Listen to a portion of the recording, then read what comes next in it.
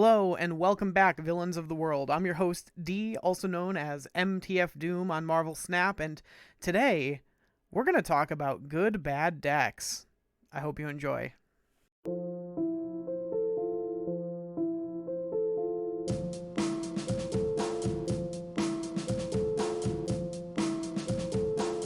So, what is a good bad deck? A good bad deck is a deck which has some amount of play, which can win some amount of games, and which is not really getting played by a lot of people. And the reason that you play good bad decks is this has been kind of brewing in the back of my head ever since the hazmat deck that we built. That deck kind of shouldn't win as many games as it does in a lot of ways. It kind of isn't very good. It plays cards that are suboptimal in a lot of ways. It plays cards that just other cards can put out more power than what you can do. Other decks can just do more. But it does end up winning because your opponents, in general, do not expect you to be to play a hazmat deck. Like, they just don't expect the lines that they end up seeing. So even though your hazmat might quote unquote only be worth like 12 power, right? If you have like a hazmat Luke Cage on turn 6 plus something else, it's 12 power split up in a way that your opponent is not expecting at all, right? Because they might be expecting 12 power, but they're like, okay, it'll be like a Magneto and this stuff will move and then I'll win because like that's how this plays out. And so the fact that it's 12 power but split up in a much more interesting way than your opponent is expecting, you end up winning games that you kind of shouldn't win. And this only works as long as those decks don't become too popular, right? Because once something is the meta, it cannot be a surprise pick anymore, right? And so we talked about this a little. I've been listening to a lot of Educated Collins. I've been, really thinking about this, about how we can take advantage of this fact. And so, because, my dear viewers, there's only about 104 of you right now. Thank you, by the way. Subscribe down below to add to that number and make this content less relevant going forward. You can be in the know. You can basically, get some deck lists from me that other people probably aren't going to be playing because, like, only 100 people watch my stuff. So let's get into it. Ooh, number 5. Honorable mention. This one has a little less going for it because it is Bynx's. Bynx Plays is their name. It is a deck of their design. And so more people will be playing it than the other decks on this list because they have a much bigger audience than I do. They have a bigger audience than most people who play Snap. But I'd like to go over the tech here anyway, because I really like this deck, and it plays a lot of cards that you have told me I'm wrong about, which I love, because it boosts engagement. No, I love being wrong.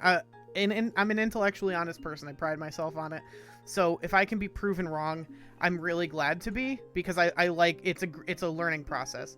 I'm still unsure of this deck. I still don't know if Collector is good enough, but if Collector's good enough, this is the deck he's good enough in, right? Like, here, you got it. Here it is. The idea of this deck is obviously it is a Devil Dino, Moon Girl, Collector deck. You've seen these before. It is well worn at this point. The other stuff this deck has going for it, I suppose I say you've seen it before, but again, we're not making those assumptions anymore. The point is Devil Dino gets +2 for each card in your hand. So at max, it is like what, 17 power, right? Because you could have 7 as 14 plus the 3. So 17 power. If you can end the game with 7 in hand, it's a 5/17, which is obviously incredible. Moon Girl helps you get there. Just on reveal, duplicate your hand. You can either get multiple dinos, or with this deck, you can go dino on 5 and then double Mystique on 6.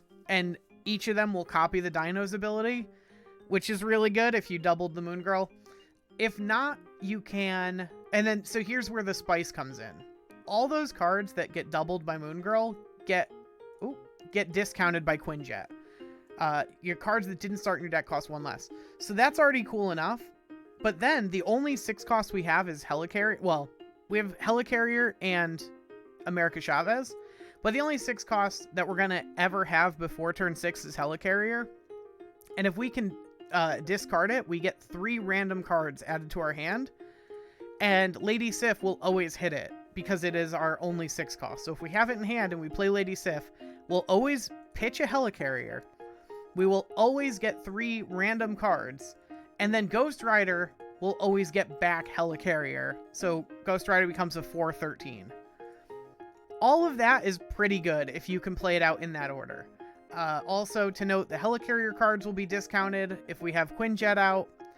Also to note, you know, on turn 6 we can go Mystique, then Sif, and like 50-50 the Helicarrier play, because on turn 6 we'll have Chavez. There's a lot of cool stuff going on. The Sentinels just keep our hand full constantly. Every time we play them, we don't go down a card. They also add for the Collector, right? Each Sentinel adds 1 for Collector. The Helicarrier adds 3. There's a lot of cool stuff going on here. The only thing I don't really like about this deck is that there are not tech cards, right? We have Iceman and that's it. We have no Shang, Enchantress. We don't even have Cosmo. Cosmo would be like a decent card. I don't know where we'd fit it in.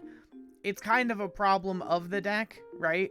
Like of the Collector deck, and it, you know, you just need such a critical mass of cards to go right. But I really do like the deck.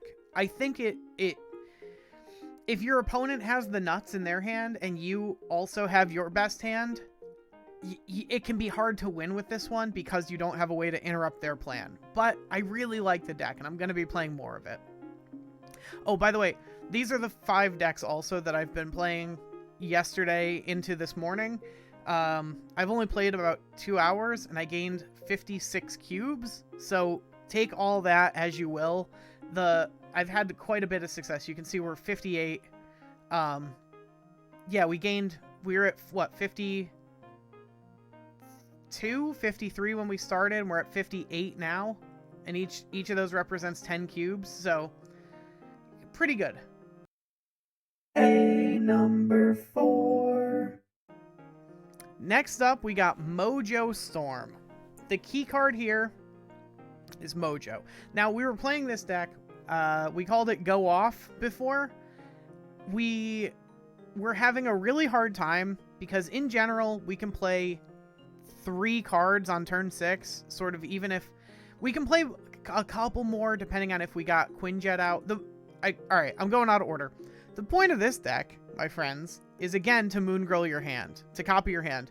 But whereas the other one, you were copying it to keep it full, you're copying this hand because you're going to run out of cards otherwise. And we are just trying to go to turn 6 and deploy a bunch of power in weird, interesting ways that our opponent is not expecting. We can take advantage of Titania, because on turn 6, it's very easy to figure out if she's going to flip sides or not. It's very easy to play around her ability to move sides. We have Ant-Man is a 1/4 on turn 6 because you're going to fill your lanes because we're going to have so many cards. Mojo can be a 2/8. We really don't want to play Mojo before 6 because we don't want to give away. This is like kind of a big gotcha in this deck, is that you want your opponent to fill a lane because they think they have to, and then you can have a 4/8 or a 2/8, possibly 2 of them, and your opponent's just like, yeah, never saw the 16 power plus they had this other card, and wow, yeah, that's incredible, huh? We can... Lizard is a little less good just because they are probably, like, we want them to fill lanes, but Lizard is also then back to being good because he can pressure your opponent into filling those lanes, right? Like on 2, you're sort of like saying, well, you got to play at least 2 cards here, buddy. And they might even be like, well, if I just play 4, even though they're ahead, their Lizard is going to like lose power. And then we have Polaris and Nightcrawler. Polaris can move one of their cards. That can either reactivate your Lizard if you pull one of the cards out of the Lizard lane, or it can activate your Mojo. It can also do this really cool thing where it pulls Titania out of a lane and then pulls it back to your side, because I don't know why. I don't know if this is like intended, but this is the order it happens in. On reveal, move Titania to this location, then Titania sees that a card has been played and flips back over to your side. So I don't know if that's intended, but it is how it works, just so we're clear. And Polaris and Nightcrawler have the added benefit of being movable, or causing movement, so that Miles Morales can be a 1/5. Especially, you know, if you've Moon Girled and whatever, turn 5, either just moving the Nightcrawler or playing the Polaris, and then turn 6, you can go like double Titania, double Spider-Man, and a Mojo, and that's 28 power, 28 power on 6. Your opponent just never sees the 28 power on 6 coming. The fools, the absolute fools. So this deck got quite a bit better with the Zabu and Surfer nerfs, because our average turn 6 play is not 28 power. It's usually like 3 cards, like a 3-2-1 sort of thing going on. And like our 3-2-1s are really good. Don't get me wrong. Like 7, 8, and 4 or 5 is a good 3-2-1, but it can't keep up with a 4-4-4 off of a Zabu player, and it can't keep up with how much, you know, like functionally infinite power on the stupid Sarah Surfer decks, right? So because both of those are now no longer in the meta, this has gotten a big boost. I will say our only kind of even close to tech cards are Titania, Scarlet Witch, and Polaris, and those are not extremely, like, those are not super gotcha win cards. Titania can be really cool. When you get good with Titania and you're able to put her in a lane where your opponent has 2 cards and now they're pressured to like, oh, damn it, I can't play a card here, because if I do, Titania will move to my side, fill my last spot, but my opponent can still now on turn 6 play a card here to pull her back, and then I can't play a card there. Titania can be used as disruption, and a big part of this deck is learning how to do that. The other one is Scarlet Witch, which I was wrong about, and I have to audibly say every time so that people know that I've learned, or I get comments about it. You were wrong about Scarlet Witch. Yeah, Scarlet Witch is good. Scarlet Witch is good. Again, she's not usually your turn 6 play, but she's good as a middling turn play. For all the points pointed out in my previous videos that people have left comments on, basically just like, she's really good at your opponent thinks something's gonna happen and now it doesn't, basically, right? The sort of, you know, the whatever, the Bifrost moving stuff, the this, the that. Scarlet Witch just changing that at the last second is just good. It's just good. There's no way around it. It's a good card. And it doesn't, like, especially for a deck like this, Storm would not work for what we're doing, because we need to deploy on turn 6 so badly that going turn 3 Storm, turn 4 Moon Girl is like not gonna win us the flooding lane. And then also, honestly, Storm could work because it forces our opponent to play to less locations. Storm could work in this deck, but I think Scarlet Witch is better. Okay, so this high recommend. I really like this deck. I think it's a ton of fun. High recommend. Oh, number 3. Yesterday's deck, the negative deck. So I'm gonna go over this one pretty lightly. Yesterday's video, I apologize. It was kind of a fluff video. I got so excited about hitting 100 subscribers that I had to throw something kind of together. So I was already planning the video I'm doing right now, but I didn't have it done. And I just was like, okay, well, I got to like record this other video and get it out to thank my subscribers and the people watching, because I really do appreciate it. So I'm not going to go over this one quite so much, because if you wanted breakdown on this deck, look at yesterday's video.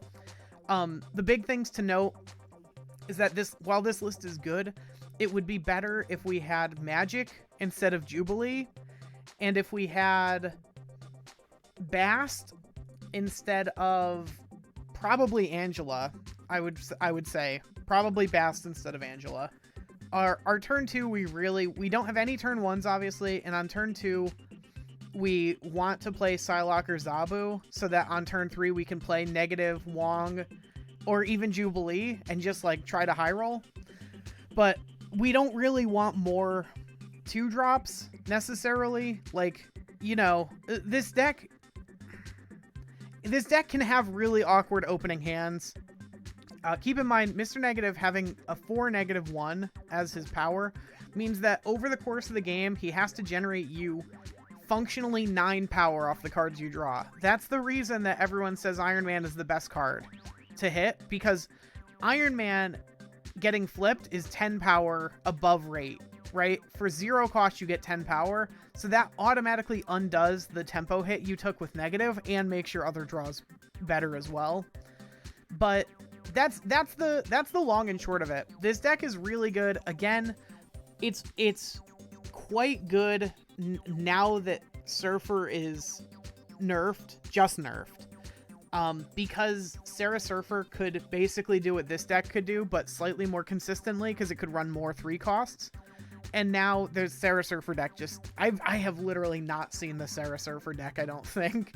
Certainly if I have, it's been once or twice and it hasn't been so oppressive that I've remembered it. So yeah, this deck is quite good right now. It could be better. We don't really have all the cards for it, but we have enough of the cards that it feels really good to play. And you could even build it with less of the cards. You need negative, and that's about it. Okay. Number 2. It's the Hazmat deck. It's the Hazmat deck.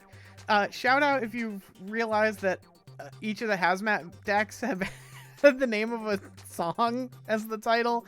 Whatever. This deck, we already talked about it in the opening. I know it was a spoiler. This deck is really fun. It's really good. And it can play cool tech cards. It can play Magneto. Doc Ock is a tech card. Pulling your opponent's cards into a lane, forcing them to commit cards that they might not have wanted to, like knowing you can suddenly know whether or not you can beat that lane. Like basically for sure you can know that going into turn 6 is huge. It can lose you games. Doc Ock can absolutely lose you games, but it's a really cool card and it's really fun to play with. We got Shang, which usually goes really well with Doc Ock. Just the right now the Shuri. Oh, this is another thing about the last deck that I didn't bring up yesterday, and I also just forgot talking about the negative deck. Probably the best deck right now is Shuri doing something, right? Shuri into Red Skull into Zola.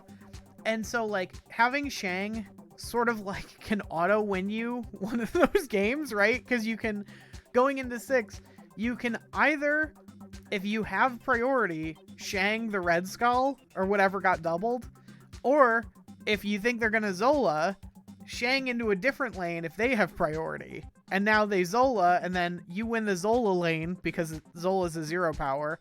And then you Shang the new lane that they put one of the copies in, and then you win that one. It's really easy and fun to do because that deck is abysmal. So Shang is really good right now.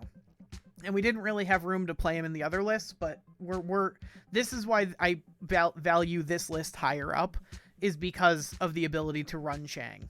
And honestly, if you're listening to this right now, you should run Shang in more decks than you normally would. That should be your tech card of choice instead of Enchantress if you only have room for one or the other. And we've talked about how both of them are good in different metas. The meta right now is probably way more heavily skewed towards Shuri. And Death, honestly. I've been having a lot of fun with Mega Death. And I include Shang in my Mega Death deck.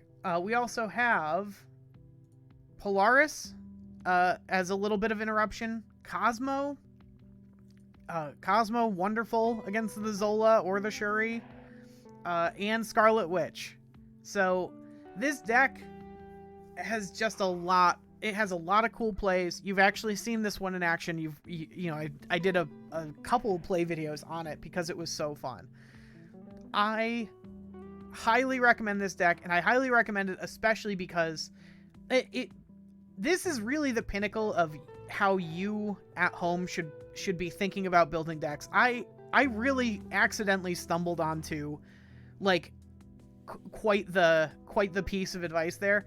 Like when I was building this one, the more tech cards is better, and this deck can just play so many of them, and so many of them work so well with what you want to be doing anyway. Highest recommendations, like, again, right now this deck might not be quite as good because you only have Shang to beat the Shuri deck. You can Cosmo, I guess. You can do some stuff to beat the Shuri deck, but like the fact that this is the first deck we've showcased that even runs Shang already just puts it head and shoulders above what the other decks are doing. Ooh, number 1. Gender reveal. This deck is the most generic good stuff you can get, and it's so fun. It's so fun. I wish this deck had Arrow. The Mojo Storm should also, if possible, have Arrow. Honestly, Arrow is just good in everything. It's kind of a problem, but Arrow is real. Arrow's really good. Okay. This deck, if you don't know, is based on the fact that Mysterio can confuse your opponent and generate a ton of value for you. So Mysterio counts as being played 3 times. It'll be played as a 2/4 secretly. You'll be able to see the 2/4. Well, you actually won't. Like, it'll show as a 2/0 on your side, though it'll have, the clones have a little animation around them, if you didn't know. They have like a blue swirl or a green swirl underneath them. The original will not have that, so just keep that in mind. And your opponent will see 2 zeros everywhere, so they don't really know where that 4 power is. They can take a guess at where you put the 4 power down, and it's going to get easier because you're going to try to eat at least one of them with Carnage to give Carnage a +2. You're going to try... Carnage can also just eat a Sentinel and a Nova and be happy about that. Bishop gets +3 when you play Mysterio, so just Mysterio turns Bishop from a 3/1 to a 3/4. The clones and the original, no matter basically which of the 3 enters Angela's lane, she gets +2. They all get +1 from Blue Marvel, so the original becomes a 2/5 and the clones are 2/1s. The Nova, same deal. The original comes a 2/5, the clones are 2/1s.